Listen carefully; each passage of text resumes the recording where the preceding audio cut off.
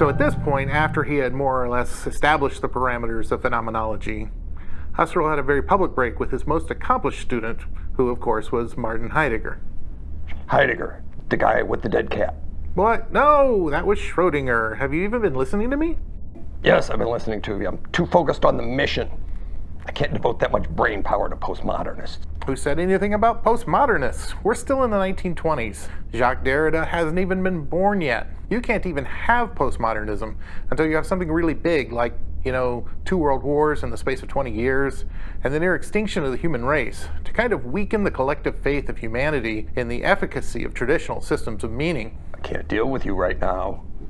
Your heartbeat is very steady, your blood pressure is normal, and your stress levels are almost non-existent. You're totally capable of dealing with me. This is intellectual laziness on your part, and nothing else, and that's the reason we're even doing this in the first place. Fine. So when Husserl fights Schrödinger, who wins? Heidegger, Martin Heidegger. Schrödinger is the guy with the cat. I swear to Zeno, I'm gonna wipe your memory. We're here. We'll finish this later. Time to show these idiots who their daddy is. Oh, like you're one to talk.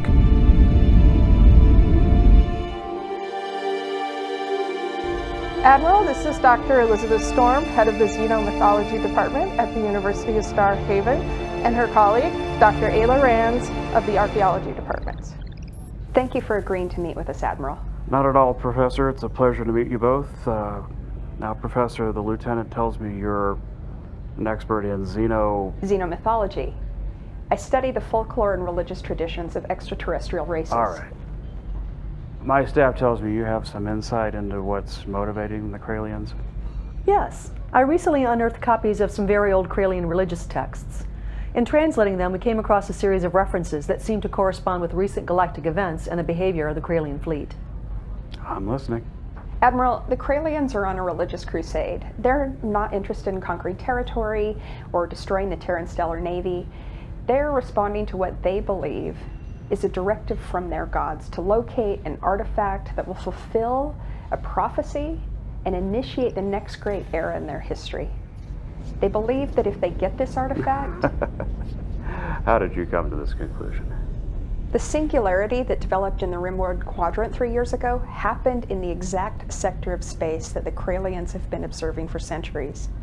This is a sign from their gods to drop everything, to commit every resource they have to the search and acquisition of this artifact. They call it the Hohk du Dankoto, or the beacon.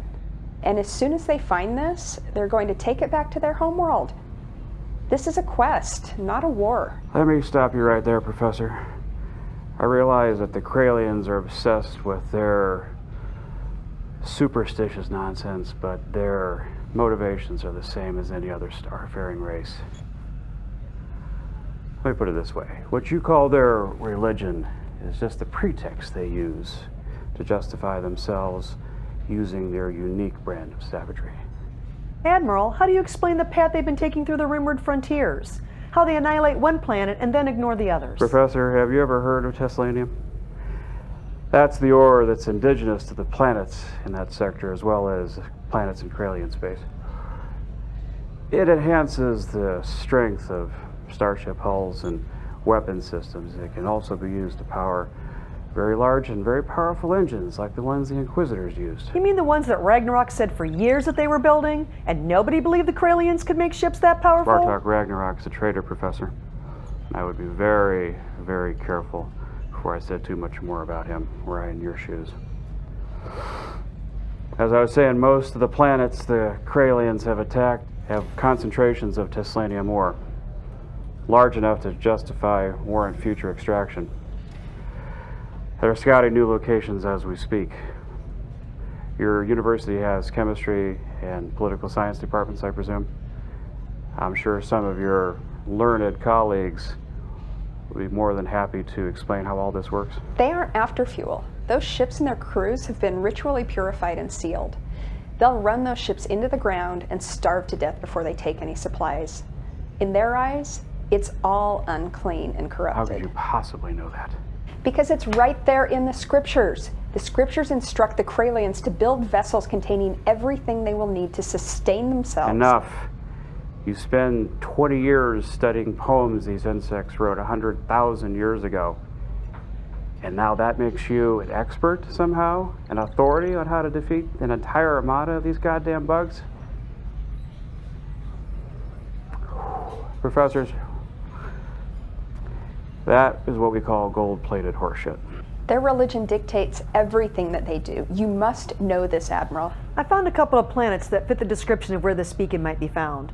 It's too dangerous for us to go alone. All we ask is for a few guards to escort us while we investigate. What do you have to lose? Professors, what do I have to lose? The freedom and sovereignty of the entire Terran race, that's what I have to lose. In case you hadn't noticed, we're being besieged on 3 sides by enemies that want to eradicate us.